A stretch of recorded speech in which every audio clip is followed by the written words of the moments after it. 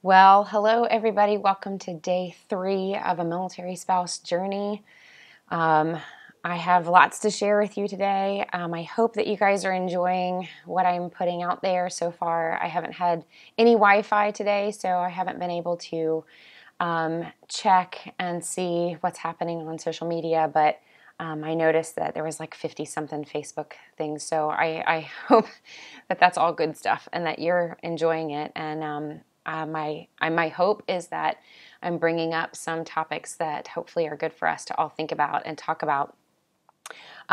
So I have lots of things to cover. I'm going to try not to talk too fast, but I have some really, I think, good things to talk about. And I just want to say that I'm actually learning so much in this process. I mean, every moment of the day is filled with thoughts of, boy, I wish that I could either share this or the thinking that I'm having about my own relationship and going back in my mind and experiences that or conversations that Matt and I have had in the past that are coming to mind for me as I'm seeing things and experiencing things. There's just so much. And that's actually been happening since weeks before this trip was even happening. And so I'm actually putting all of that down on paper, and it's turning actually into a book of what it's like to switch roles and to be in this role and have Matt back at home. For those of you who don't know, we had just PCS'd, and the day that I left, Matt actually received all of our household goods by himself. And so our roles really are reversed. And he's at home and he's doing of course, he's doing a great job with the kids because he's an awesome guy and he's an awesome dad. But sweetly unpacking all the boxes and hanging pictures and putting the Christmas tree up. And I'm just so appreciative of that. And it's neat to be on this side thinking about him preparing home for me to come home to, and how grateful I am for that. And it's interesting to be grateful for something that I used to do and probably will do again. And now I have a different perspective on how important those things are. I've had so many conversations today, and but first, where did I go? Oh, yes. So I stayed in Iraq. We went to Erbil, Iraq, and for those of you who don't know, because I didn't know, it's in northern Iraq, and we're going to talk about that. We're going to talk about my feelings of being naive, and I think that a lot of us who, if you were in my shoes, I think you would find yourself naive as well, and so we're going to talk a little bit about that. But just to start off, something that will kind of freak my family out, but is kind of funny, that yesterday I was saying how crazy our motorcades are here in Bahrain, and going to and from the airport. And on the way home a few minutes ago, we actually had a fender bender. Our press van hit the press van in front of us, and it was small and it was minor and nobody was hurt. But we actually all laughed about it because we had been saying, like, why are we going so fast? And that's just apparently the experience. But it was kind of funny. And what was really strange is that I actually feel like I saw that this morning. Like I saw it coming. How could you not see it coming with the way that they were driving? But anyways, everybody's okay. And it was just funny after I had said that in yesterday's video. So I went to Erbil, which we went to in a base where a lot of our army are placed there, and the female soldier that was driving the van told us that it's called Danger, and we were like, what a horrible name to call it.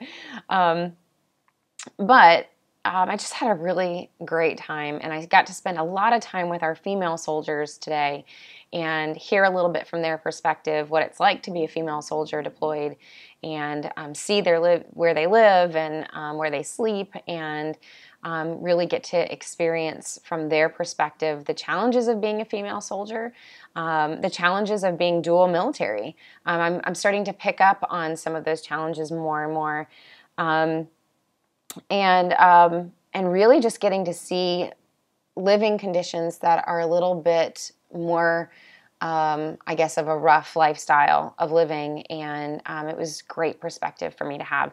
So one of the things that I have thought about is, what to show you and what to take pictures of along the way, because I want to tweet those out, and I was hoping to tweet them throughout the day, but without Wi-Fi, I'm just going to have to throw them all out there at once for you to enjoy. But I'm trying to think of what to take pictures of, because I know that our service members often take a lot of pictures of what it's like in theater, and I didn't want to duplicate that. I was really trying to look from the perspective of what am I surprised to see? Not just the basic things, but what am I surprised to see, and what would I think that other spouses would be surprised to see if they were here too? And those are the things that I'm trying to take pictures of, other than taking selfies, which I'm trying to have fun with that with people that I come across, and hopefully going to try to do more of those, because I just think you need to have fun, and I'm starting to loosen up myself a little bit here, and I just think we need to have fun. So I'm trying to do some selfies and do some little videos that you can see here and there along the way, that hopefully makes it feel like you were here. And I should have done video of the motorcade, because that would have been fun. So, okay, because of this whole picture dilemma, I knew going into this trip that part of the problem of having the right perspective and the right images in our minds as family members, and I'm also thinking of parents of soldiers as well, that we try to picture where they are. We try to picture whether or not they're safe. We try to picture if they're in a good place, and whether they're sleeping well, and all of that. And when we get these still shots, these frames, if you will, all you get is the frame, and your brain can't build the story outside of that. So for example, when you're watching this video right now, all you see is the curtains on this side and this picture. Not a very good newscaster here. And this picture over here. But what you don't see is what's outside of that. You don't know how big this room is and what else is filling this space. And so that happens too when our service members are deployed. And if you are only taking a picture, service members, of where you're living, and not taking videos, which, mental note, I took pictures today and I need to do more videos, then you don't really get an accurate picture. And what ends up happening is, like when my husband was sending me just pictures of where he was in Afghanistan, I really think that that's what Afghanistan is going to look like, is this. It's right here. So, for example, you don't know that if I turn this, it's going to get bright with lights. But, I'm in a much bigger space, but showing video helps with that. So, that's number one, that service members, for sure, take more videos. If you're going to show somebody where you're living and what it's like to be living there, the videos will give your family members a much better picture of what it is that they are seeing. So, number two, wow, jet lag. I don't know if it's just I had 7 hours of sleep last night, and that was wonderful. I thought that I would feel so much better today, and I did starting off, but what I noticed very quickly, maybe it's because of all the flying I'm doing, because I'm flying twice a day, that I felt like I was walking on a ship all day, like the floor was moving, and I finally said something to somebody, one of the other press members, and I was like, what is that? And he was basically saying, when you're that tired, it's kind of what happens. The floor is shifting and your equilibrium is off. And so, wow, the jet lag is incredible. And it makes me think of a lot of our Air Force members who, what their jet lag must be like if they're going through that all the time. Or maybe they get used to that. So maybe that's a question I'll ask them. Okay, so if you listen to one of my podcasts a few episodes back, I talked about Maslow's hierarchy of need. It's like in the shape of a pyramid, and there's 7 levels to it. I'm not going to go into that a lot, but basically the idea behind that is that we all want to function at our highest level of functioning. It's called self-actualization, and that's when we're at our best, and we know our purpose, and we know what we're called to do, and we love what we do, and we just feel like we're living our dream. Right? And we're doing really well, and families succeeding, and all of us would love to function up there all the time. And I think the military would love for us as families to function like that, and as service members to function like that, and civilians as well. We all would want to function like that. But that can't happen if these other previous 6 levels don't happen in order first. And so the very first level of that is basic needs. And the second level is safety and security. And I've been talking lately in that last podcast, which I would encourage you to go back and listen to. I've been talking lately about how as family members, we are constantly looping through that ladder every time we relocate. So while we would love to be completely resilient up here at the top, if we're only getting up 3 or 4 rungs and then we move and have to start over and we have to establish our basic needs of, where's the grocery store and let's get some sleep because moving has taken a lot out of us, or let's get our household in order, and those are our basic needs on that bottom rung. And if we're continuously dropping down to that, we're going to get exhausted. So I was thinking about that today as I was visiting soldiers, and it was kind of a continuous thought from yesterday when I was talking to you guys about the care package issue and how we tend to send them all these things and we ask them, what do you want? What do you want that I can send you? And we often hear that answer, I don't need anything. Well, the question we ask is, what do you want? And the answer we get is that I don't need anything. And I think what I realized in a continuation of yesterday into today is that when you are living on such a basic level of functioning, and the military obviously does a really good job of making sure all of your basic needs are met, and when we're not doing well, that's, we have a lot of caregivers like chaplains who are coming in and making sure that your basic needs are met, because you can't function up here and do the mission if you don't have the basics of food, shelter, sleep, all of that. Well, I think that, and I asked a few service members today if this was true, and they nodded their head in agreement that when you are functioning on a very basic level all day long, you kind of shut your brain off to the things that you would like to have, the things that you would want. And you don't stretch your mind out to that realm because you're not likely going to get what you want. You only need to focus on what you need. And so when we as family members ask that question, what would you like me to send you? I remember asking that and being frustrated because I didn't know what to send. It seems like their brains are just not needing to go there. It reminds me of when Matt and I first started off when we got married, and it was 17 years ago, and we were not making a whole lot of money, and I just remember being very content at that place in our life, and we had our basic needs. But I remember purposefully not going and buying magazines at the fashion magazines at the store, because I didn't want to be tempted to have things that I really couldn't just lavishly go out and buy at that stage of my life. And I kind of shut down that part of my brain. And so that's one of the things that I really noticed. But here's the thing, when you're deployed and you have your basic needs met, the next one up, I said, is safety and security. And that's something we see them doing in deployment a lot, is the constant looking around and hyper aware. And I even talked with, had a really great conversation with one of the, I don't know what you call them.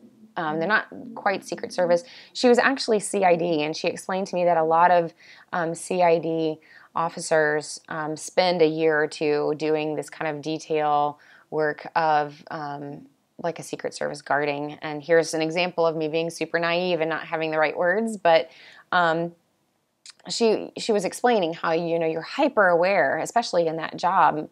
I'm constantly looking around and getting an idea of everything that's happening around you. And we talk a lot about our service members coming home and, being hyper aware.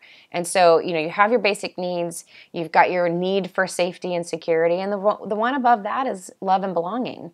And that's why for a lot of our service members, they develop that camaraderie that's so wonderful, because you have to. I mean, I had a soldier tell me yesterday that sometimes you just have to connect, even if you don't want to. Sometimes you just have to. And what they don't normally talk about maybe is that in Baghdad, sometimes they start a bonfire and they get around and just hang out. And that's where that camaraderie has to develop, because everybody has a need for love and belonging. And when there is none, you find ways to create it. And so we can all understand why that camaraderie is there. And of course, above that is achievement, and that comes with completing the mission. And that's something that I've really enjoyed hearing from people, is the satisfaction of the mission being complete, whatever your mission is, whether it's landing a plane, whether it's going out in combat, whatever it is, whether you're a nurse or a physician in the OR, you get to have the satisfaction of completing the mission. And when you know that it was completed, hopefully without any hiccups or any obstacles, there's that satisfaction of I did well and I did a good job. And I think we can all understand that. So that's where their focus is most of the time. So let's talk for a minute about how humbled I have been in this experience, and how completely naive and ignorant I realize that I am. And I felt really bad about that at first. And the more naive I feel each day, the more I just kind of have to tell myself, I think if the average military spouse came on this trip, they would feel the same way.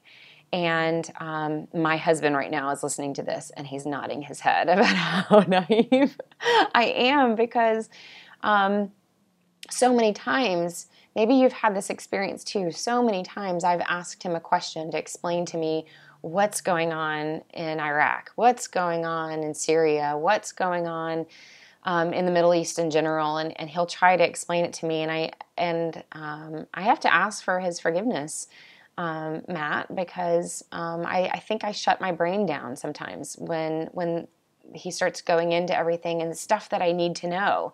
And I think I just shut my brain off. And whether it's because it's overwhelming or it just sounds too complicated and I just thought, I'll never get it, whatever, it's wrong. It's wrong for me to do that. And being here has shown me how naive I am with what's really going on in the world. And like any other person in America, a lot of the information that I get about what's going on in the world comes through the press and the news when I get a chance to watch it. And I'll admit that I don't watch the news as much as I would even like to, because kids are walking around and I don't want them to be exposed to everything that's going on in the news. And then, I have to turn to my phone to read CNN or read something that's coming through on a mobile device, and then I feel bad for being on my mobile device too much. And so then I just end up walking away completely uneducated. And I think that there's been some pretty big themes for me in this trip so far, and one of them that is proving true every day is just how important it is for us to absolutely know what's going on in the world around us. That we need to be reading the news. We need to be watching what's going on. We need to be asking our service members, our spouses, to explain to us their part of the mission and how that fits into the bigger part of what's going on in the world. And military leaders, let me just give a shout out to you that this is another free way that you can get family members on board and feeling like they're part of something bigger than themselves. And that's educating them. The hard part, I know, is getting us families to show up. And families, we need to show up. We need to show up and listen to what the mission is that our service member is going to do.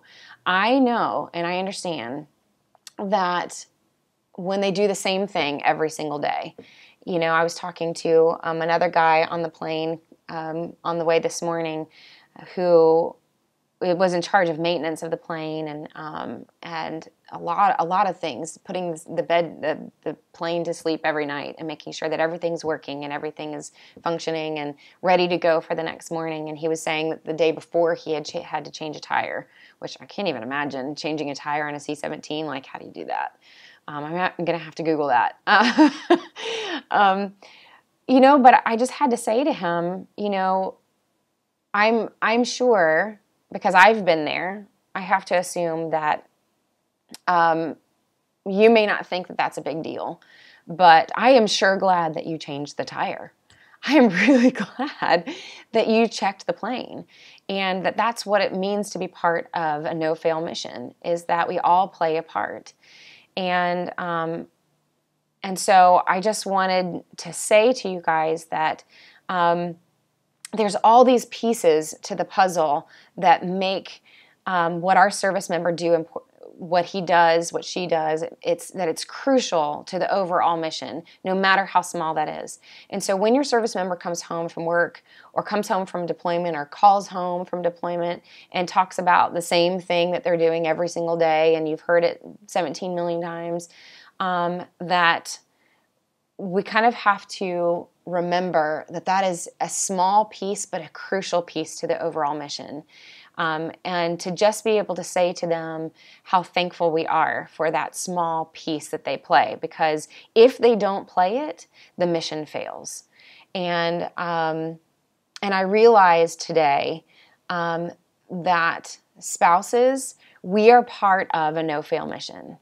That everything that's happening in the Middle East right now and our service members' role in the world events, whether that is at home being trained for something, whether it's keeping our own country safe, our first responders too, or whether they're deployed and doing something somewhere else and playing the part there, that our role in supporting them is part of a no-fail mission. It can't fail. It's really not going to go good if it fails.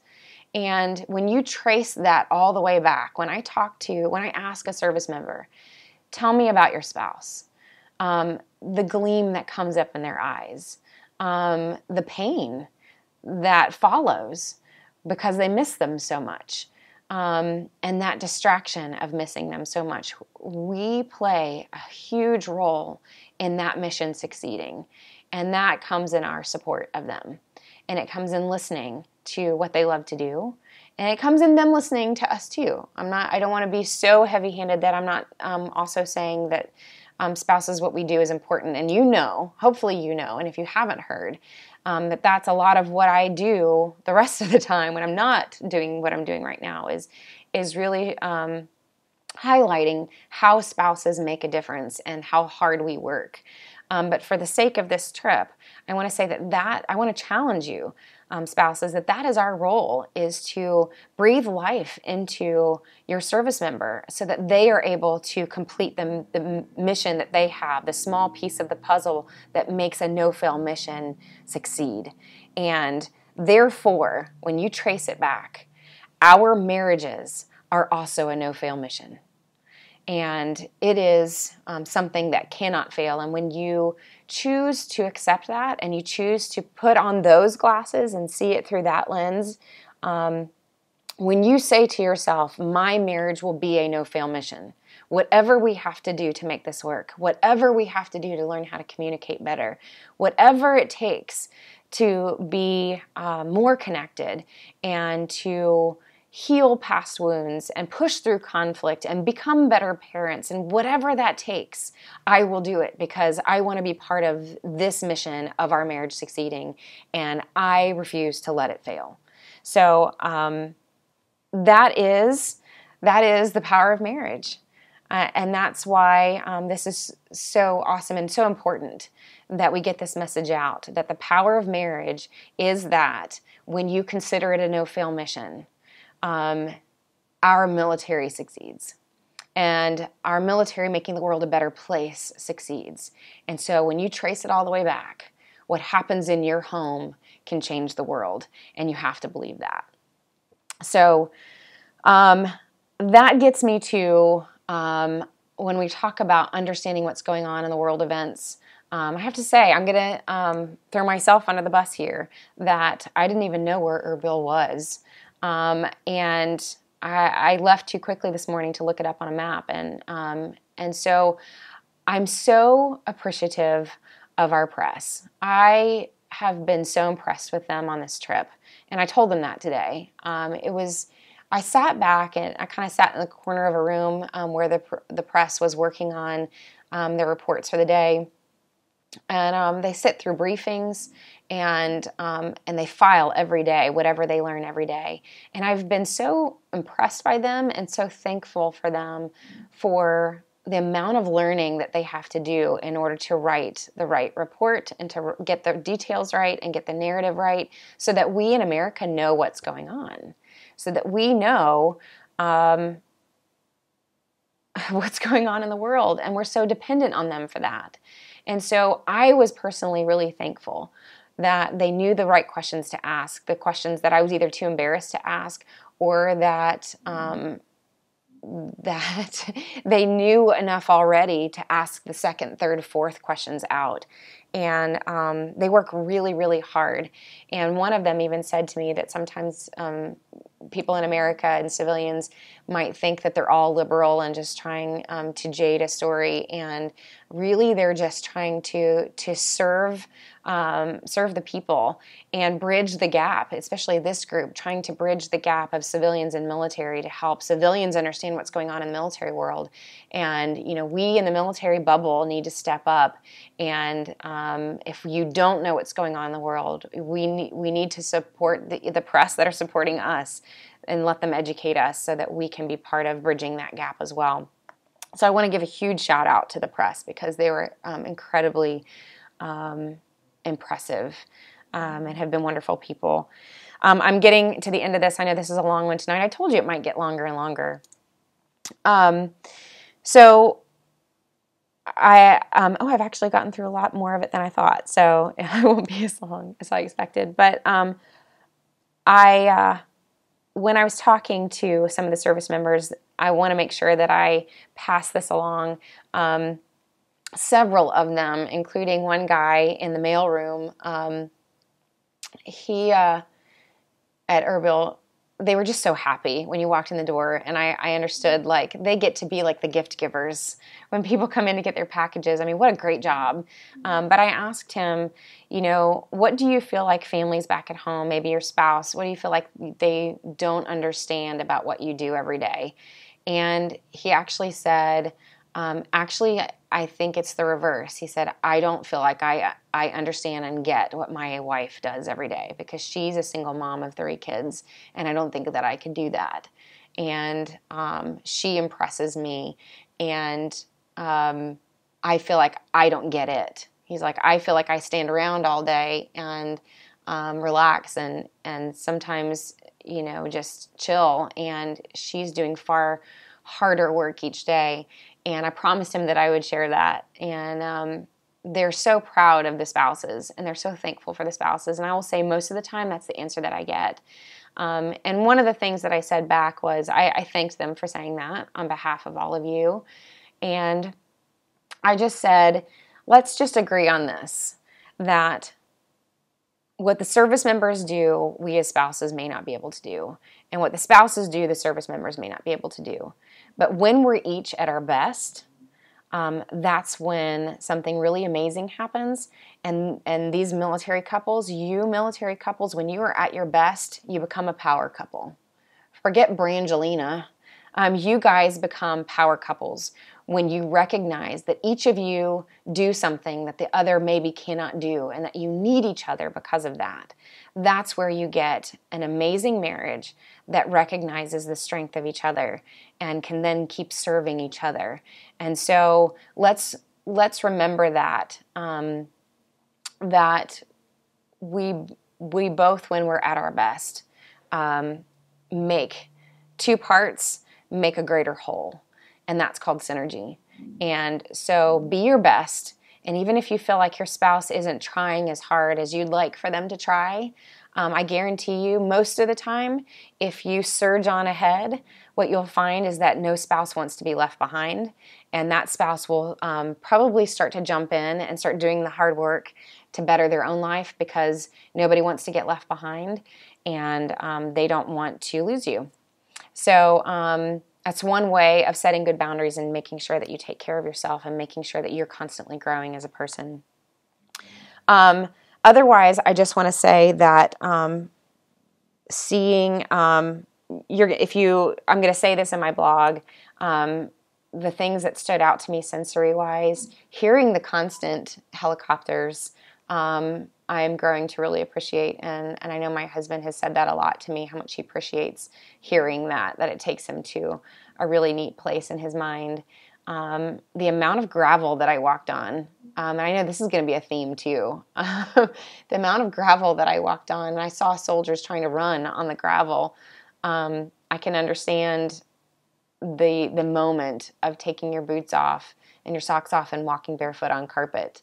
The tents that I saw the soldiers living in, the cots were like low to the ground as far as like the little bunk cots. Like if you're on the bottom bunk, like I would think you're almost like touching the floor. And to get out, you'd have to like roll out of the bunk. Like that surprised me a lot. And I saw, when I said yesterday about the care packages and not sending like trinkets to put around, unless your service member has a space and has a separate room or a room where there is space to put up, you guys have to communicate. But there's a lot of our service members that all they have is a bunk. And whatever they do have, if it's something to keep, they have to hang it on their bunk. And so I can't stress enough the importance of sending things that are disposable, toiletries that's hard for them to find, and really good food. And everybody has told me, please don't send junk food because they just can't take it anymore. So healthy food options are awesome. Let me think what else as far as living conditions that surprised me. I saw so many things. I saw the bathrooms. I saw the laundry room, the DFAC. There was a lot of things I couldn't take pictures of because just for security reasons, you can't take pictures. But I knew that even if I took video or pictures, it would be things that you had seen probably before. But the tents are impressive. I have to admit, again, being very naive, that sometimes when somebody would say that they lived in a tent, I was thinking like an actual like pitch a tent, like when you go camping. And these are much nicer tents with like ventilation and just really nice the way that they're set up. And so our military is doing a really good job taking care of our service members overseas. So I feel like I've gone on long enough. It's 30 minutes, and that's a long time. We'll see if that can even upload. But I really wanted to stress to you the overall theme that I'm experiencing as far as the importance of our marriages and them staying strong.